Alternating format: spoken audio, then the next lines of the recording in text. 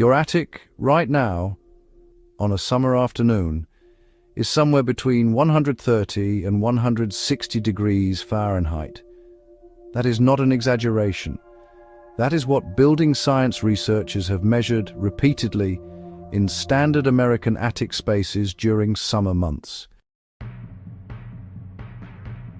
And that enormous pocket of superheated air is sitting directly above your ceiling, radiating heat downward into your living space and forcing your air conditioner to run almost continuously just to keep up. You are paying every month to fight a problem that the Amish solved 200 years ago for about $4. Today, we're going to fix that.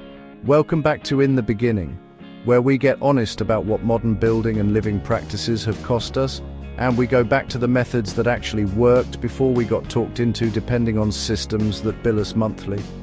I want you to picture something before we start. A traditional Amish farmhouse. No air conditioning, no powered ventilation. Sitting in the middle of a July afternoon in Pennsylvania or Ohio, the same blistering heat the rest of us are suffering through, and inside that house it's cool. Not refrigerator cold, but genuinely comfortable. Windows open, a breeze moving through. The family at the table eating dinner without sweating through their shirts. That's not luck. That's not magic. That's physics, deliberately applied through design choices that our modern building industry has spent the last 70 years helping us forget.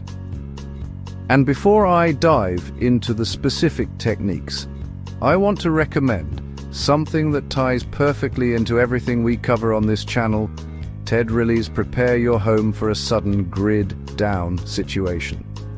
If the idea of cooling your home without electricity interests you, and it should, this guide is the companion piece to today's video. Link is in the description. Now, let's talk about why your attic is your enemy and how to turn it back into an ally. Ted Riley's Prepare Your Home for a Sudden Grid Down Situation. Here's what happened to the American attic over the past century. Originally, in 19th century construction and earlier, the attic was a deliberately designed heat buffer. It was ventilated open and built to let hot air rise and escape through the roof without ever penetrating down into the living space. It was a thermal sacrificial zone, meant to absorb summer heat and release it before it became your problem. Then two things happened. First, insulation became the dominant solution. Builders started filling attic floors with thick insulation and sealing the space tightly to prevent heat loss in winter. Good for winter, catastrophic for summer. Now, instead of venting heat out, they'd created a sealed oven directly above the ceiling. Second, HVAC became standard. Once every home had central air conditioning, there was no financial incentive for builders to design for passive cooling. Why engineer airflow when you can just install a bigger compressor?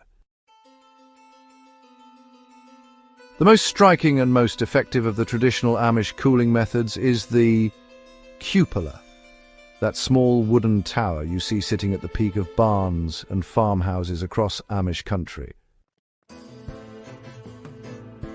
Most people think cupolas are decorative. They are emphatically not. A cupola is a functional ventilation device engineered around the stack effect, the same physics principle that makes a chimney draw smoke upward. Hot air rises. If you give it a vertical pathway to escape, it will move upward and out, pulling cooler air in from below to replace it. Research conducted in 1943, published in agricultural engineering literature, documented temperature drops of 14 to 19 degrees Fahrenheit in structures fitted with properly designed cupolas compared to identical structures without them. On a 95-degree day, that's the difference between misery and comfort. A basic functional cupola can be built from scrap lumber for just a few dollars. It doesn't need to be elaborate. It needs to be positioned correctly at the roof peak, vented on at least 2 opposing sides, and tall enough to extend above the roof line's thermal boundary. The Amish built these with hand tools in an afternoon. This one sounds almost too simple, and that's exactly why it gets dismissed. The Amish nailed untreated cotton muslin fabric across the underside of roof boards and inside gable vent openings. Unbleached, uncoated, plain cotton. The kind that costs almost nothing per yard. Here's what it does. During the night, the muslin absorbs moisture from the naturally cooler, more humid air.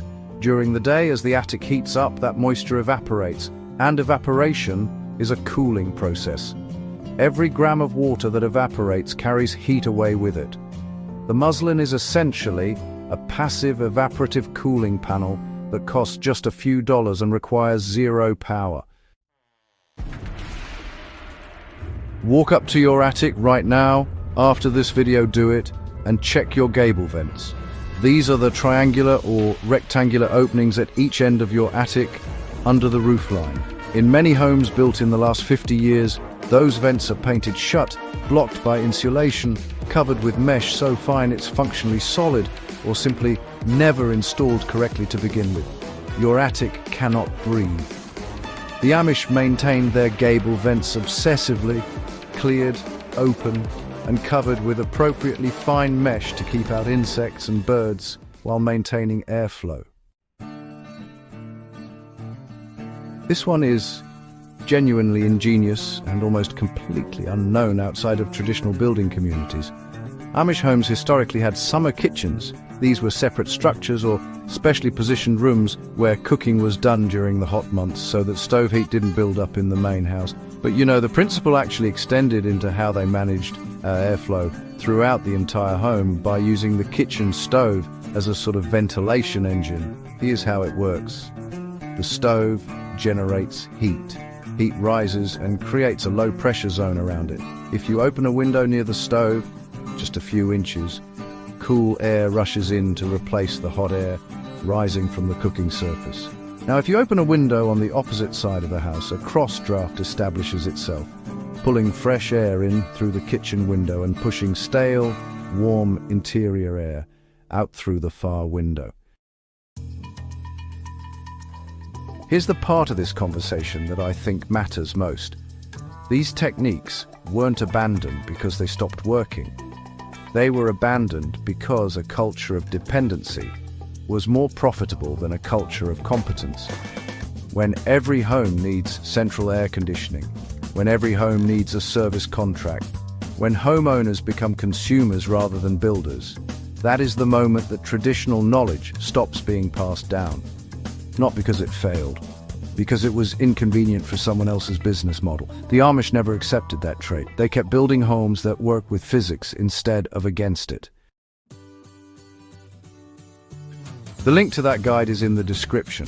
I genuinely recommend it for anyone on this channel who takes self-reliance seriously. Your attic doesn't have to be your enemy. $4 of cotton muslin, an afternoon clearing gable vents, a weekend building a cupola. Understanding how air moves through your home and using it intentionally. These aren't compromises.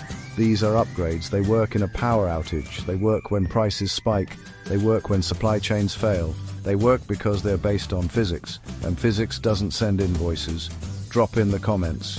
Which of these techniques are you implementing first? I read everyone, and I genuinely want to know what your home situation looks like. If this video was valuable to you, like it, share it, and subscribe to In the Beginning. There's a lot more where this came from. See you in the next one.